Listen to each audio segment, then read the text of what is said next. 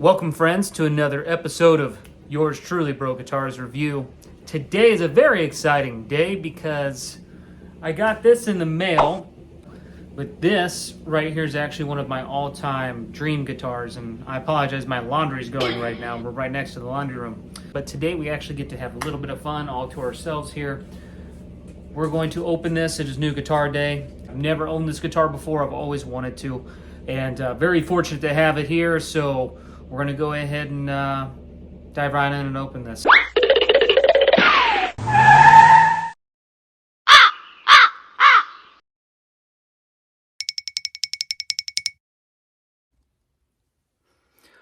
right, here she is, out of the case.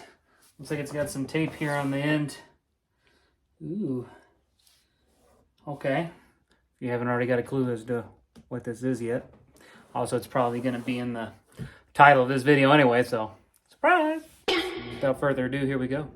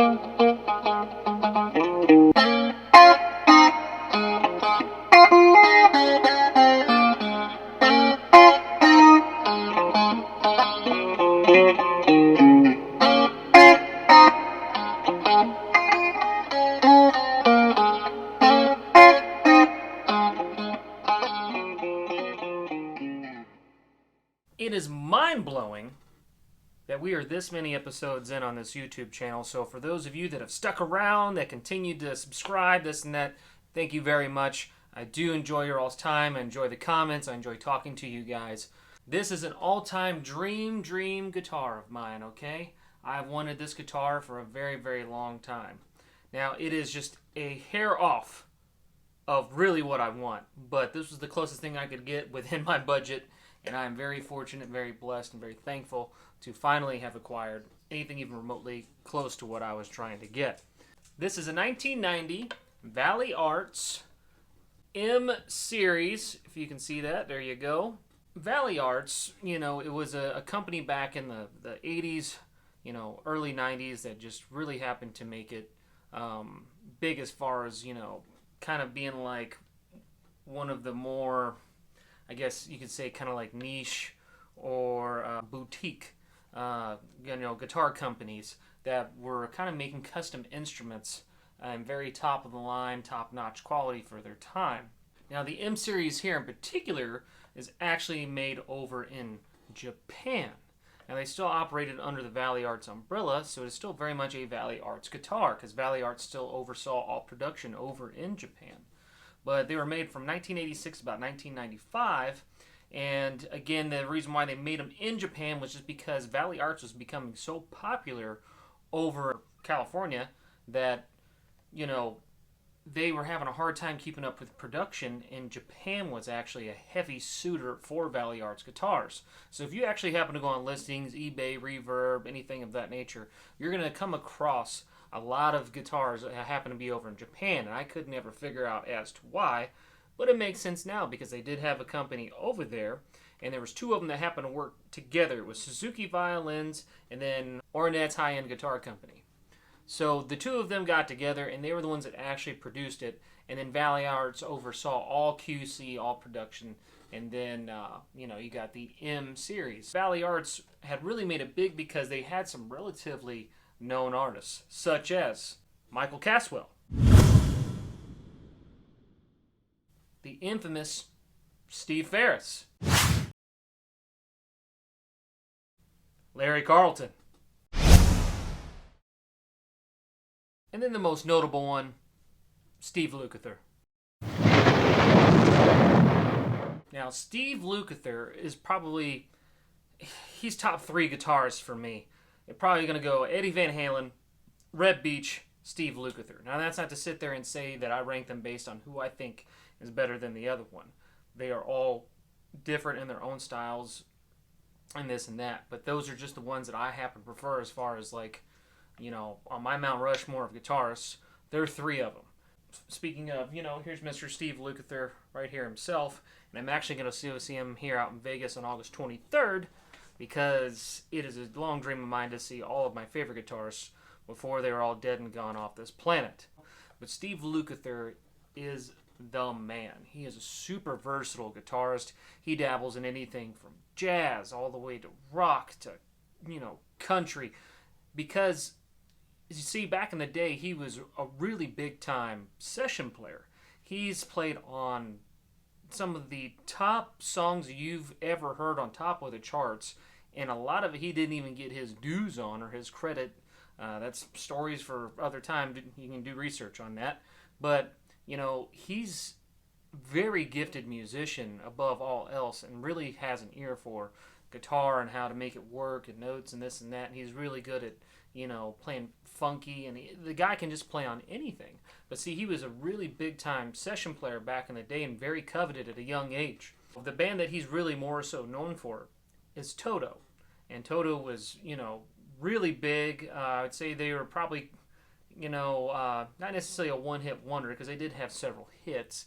The songs that they're most known for are songs like Hold the Line, or Africa, or Rosanna. Those are the songs that they're really known for.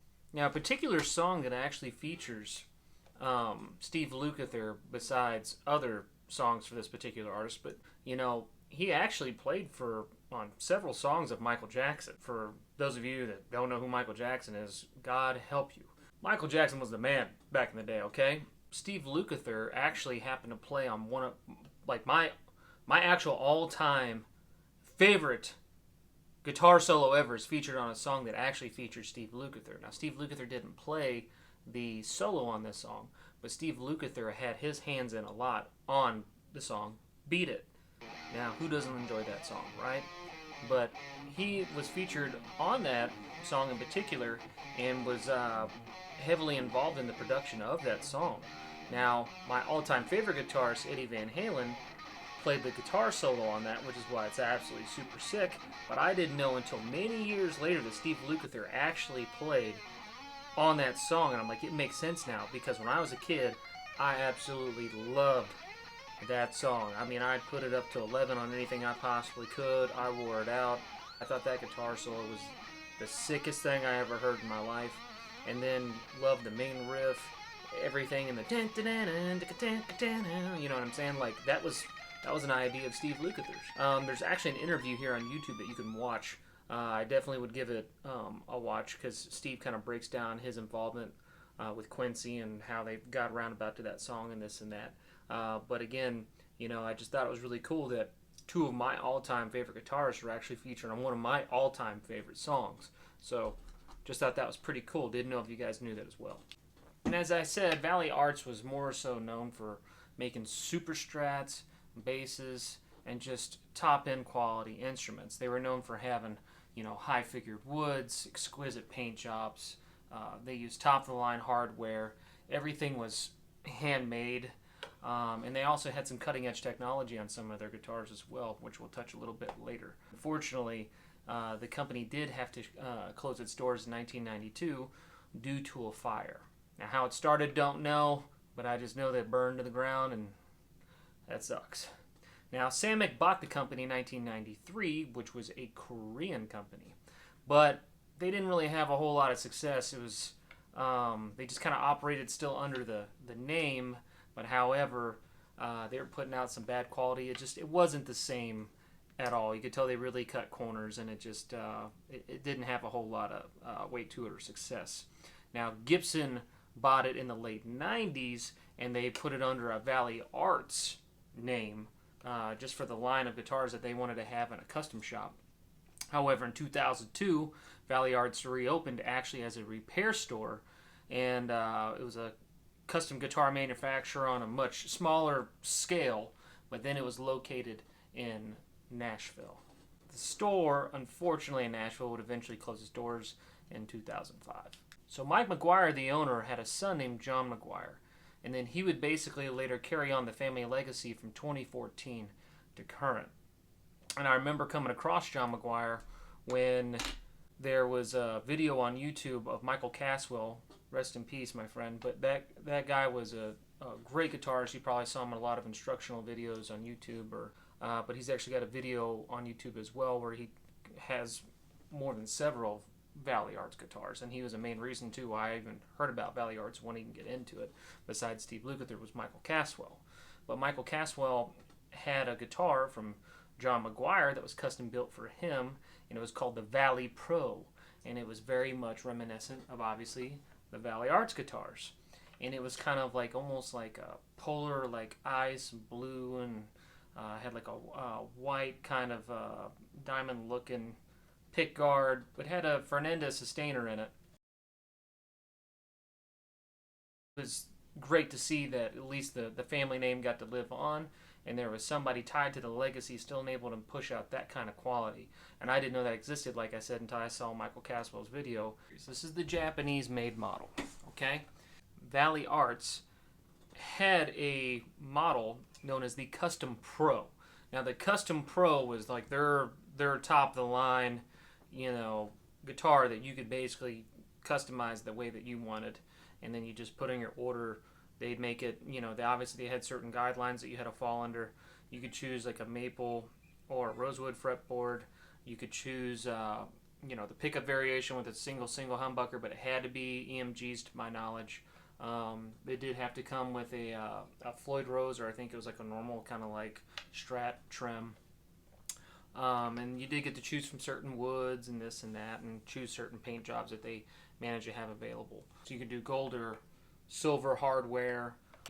They had the Custom Pro model. Now, they did have a Steve Lukather model, which is very reminiscent of this, with very subtle differences. The main difference really and truly between the two, even though I've never physically got to hold on to one or touch one myself, because they go for what I've seen, $10,000 to $12,000 and above, which is crazy, right?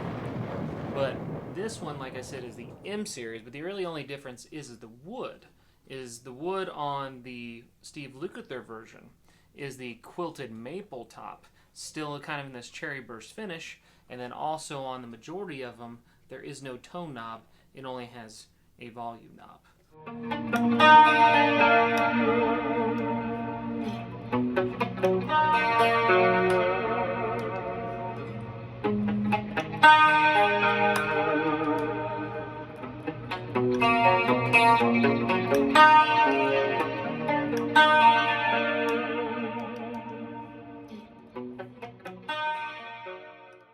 But that is actually known as the Steve Lukather model through Valley Arts. I didn't exactly have 12 grand to just go blow on that.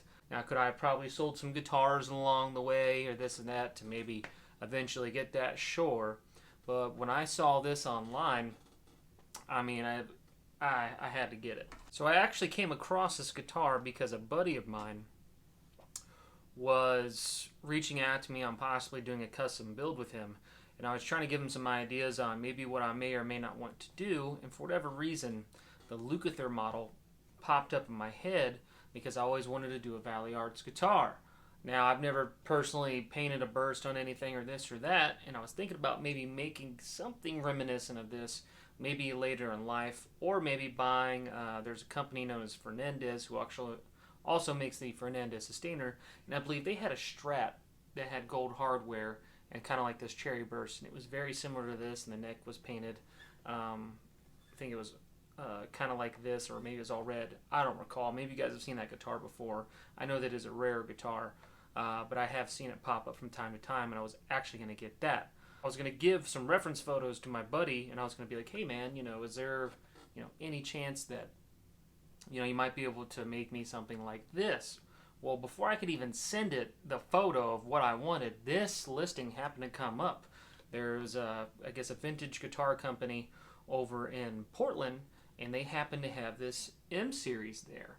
And they were asking quite a bit more than what I happened to pay for it, but I figured because they were asking so much that maybe if I just kind of shot them an offer that I thought was fair, that they might take it. And they took it right away, which also kind of scared me because then I was like, oh no.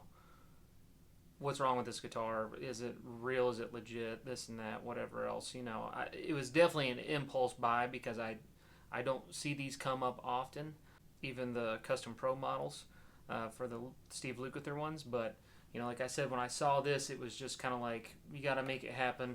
You got to do it. You always wanted a Valley Arts guitar. You only live once. Just get it. You'll figure out the finances later. So the one thing I've noticed about Valley Arts in particular was anytime I happen to see a listing of one, something about this headstock right here with this little extra piece of wood here always happened to catch my eyes. Like, why does this look so familiar to me? Where have I seen this before?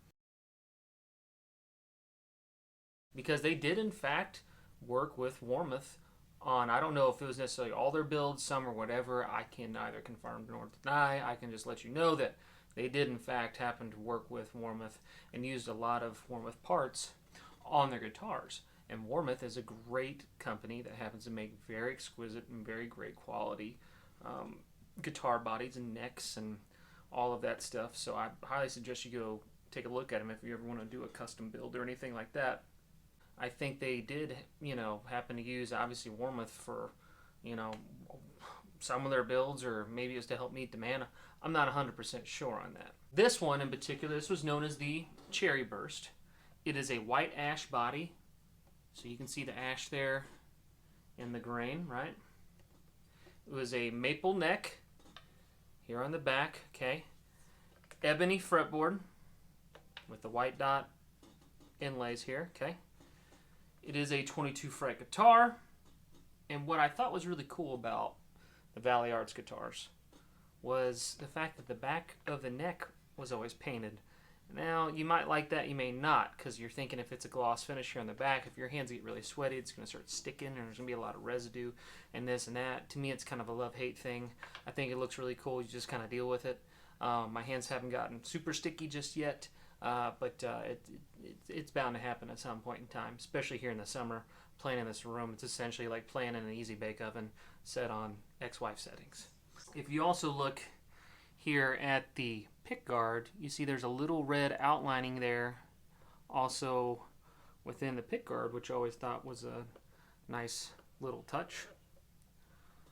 And then also the placement of the volume and the tone knob was always very cool to me, because when you sit there and you decompress the bar, it's not hitting this knob like I showed you on my Sage guitar. That was very much a problem. But I always liked the placement of their knobs because they were always out of the way, and I always thought that was a really cool look on the Valley Arts guitar. It is an original Floyd Rose. It's an all gold Floyd. I believe it's an R2 nut, possibly R3, but Pretty sure it's R2. Also wanted to mention that on the Valley Arts guitar, you see this cutaway here, it is a floating bridge, meaning that you can bend it up to pitch or you can decompress it. I don't have very many guitars that are floating bridges, not usually crazy about them, but when they're set up right, you can definitely do some cool stuff with them. The pickups are the EMGs. They are the SA, and then this is a EMG 81.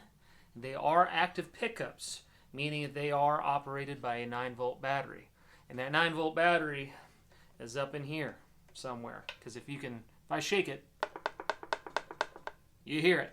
It's in there. So it is one of the flaws on a Valley Arts guitar is I do have to take the pick guard off in order to get to the damn battery, which kind of sucks. Now, could I route the back, down here and this and that to put a battery compartment for ease? Sure, but I'm going to keep this guitar in its original condition and just happen to deal with it.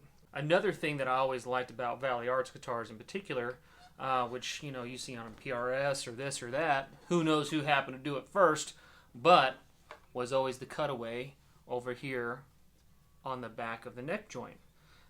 I always thought that was just a really nice, high-end touch to where you can get up to these upper frets and this and that, and it's easier access, and it's a very fast-playing guitar.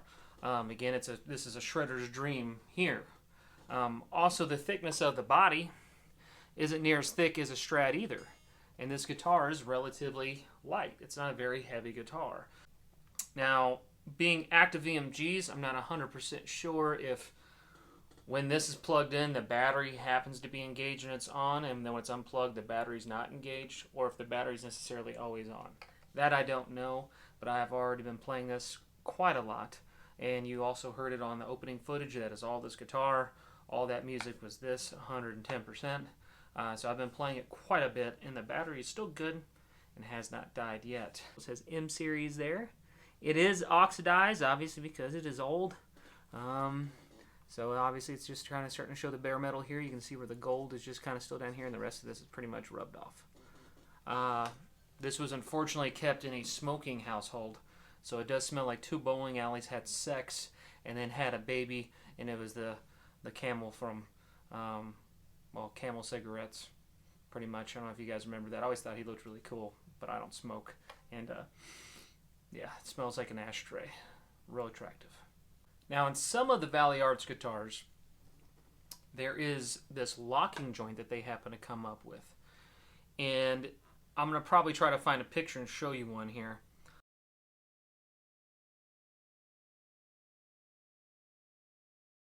There's like a little screw, and it's like a lock joint of some sort.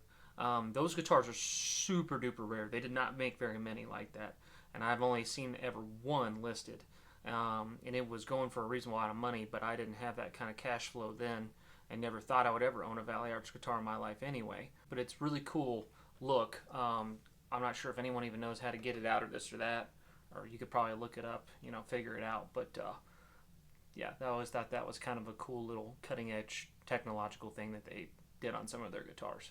So as you've seen in some previous videos, I have talked about Valley Arts being an inspiration for a couple of my guitars. Now over here I do have my Island Marie guitar, which is heavy as hell.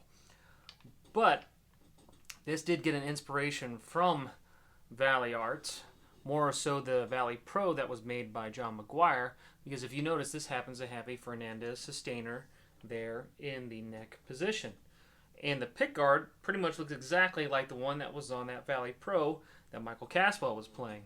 So I did get ideas based on the Valley Arts guitars for this one in particular, but then like I said, as you notice with the knob placement, if you look here, look at the knob placement and the differences there. See how much closer the volume knob is to that one as opposed to where the volume knob is on this one. So just something to consider when you're putting fluids in your guitars. Don't get too tall of knobs, or it's going to end up like my Guitar Sage. And also how I said that this has the 9-volt battery right here. This is what I'm talking about as far as here on the back, where you can get that 9-volt there, and then it's a lot easier access. Just makes your life not a pain in the butt. But you know, dream guitar, they probably weren't thinking about that back then, unfortunately. Now here's the inspiration for Sage on behalf of Valley Arts, inspiring also this one. If you happen to look at the knobs also as well, they're those kind of telly style knobs, and those are the same ones that I got on mine. But again, if you notice, look where the knobs are, how much closer the volume is on Sage as compared to the Valley Arts, which is why if you decompress, you know, this right here, it runs into that. So I gotta be careful when I'm sitting there doing my Floyd. Like I said, I could change out these knobs, but honestly I like the vibe, I like the look of this one. Now also on the pickups here, specifically the neck in the middle position, I originally did not want the pole pieces to show on these pickups, and I was going to actually put plastic covers on it because I really kind of like the all blackout look of the EMGs, but I was going to make them all whited out on this one, and then I was probably going to dip them in coffee and this and that, give them kind of that off-white look, and it was going to be a really sleek looking guitar. But however, the pull pieces, just because they're Texas Specials and you can't really move them, it didn't want to sit level and it kind of muffed the sound, so I took them off and just let these suckers breathe, and here we are, now Sage. So this is the bridge position.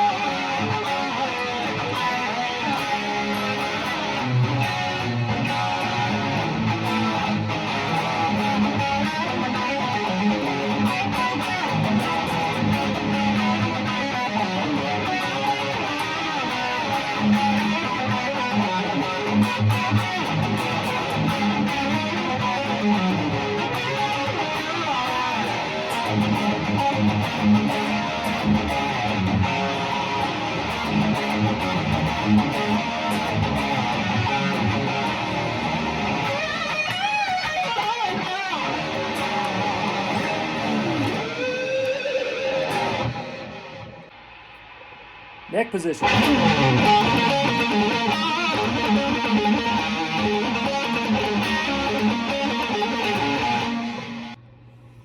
Where this guitar really likes to live is with some chorus, some reverb, and just that classic, you know.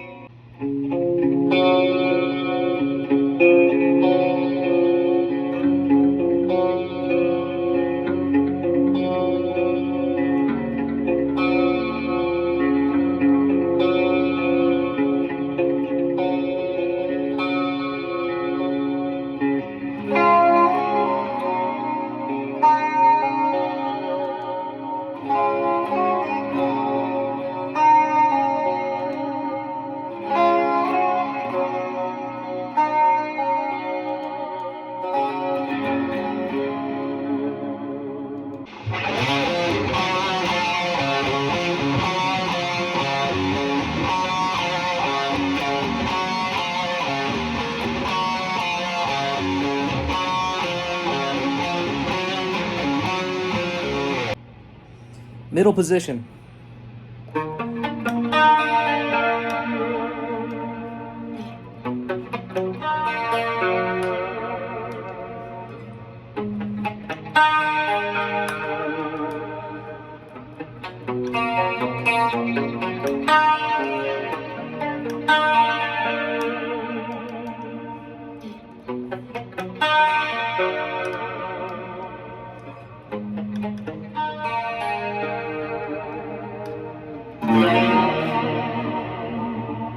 So again, guys, I hope you really enjoyed the video. I'm very excited to have this as part of my repertoire of guitars. I'm very blessed and very fortunate. On that note, I do thank you guys for subscribing. I appreciate all the support, all the comments that you guys have left. It really means a lot to me. Thank you so much for even taking time out of your day. Like I said, hopefully this can just kind of distract you from a little bit of this thing called life. And anyway, feel free to reach out. Feel free to, follow me on Instagram and Facebook. I really don't post a whole lot, but I have really enjoyed getting the messages from you guys. Like I said, you guys have been fantastic, very positive, very welcoming. Established a lot of good relationships. A lot of people have reached out to me on certain things. So we got a couple things here in the works that I'm also very excited for in the future. But anyway, guys, until next time, do whatever it is you do. Kyle out.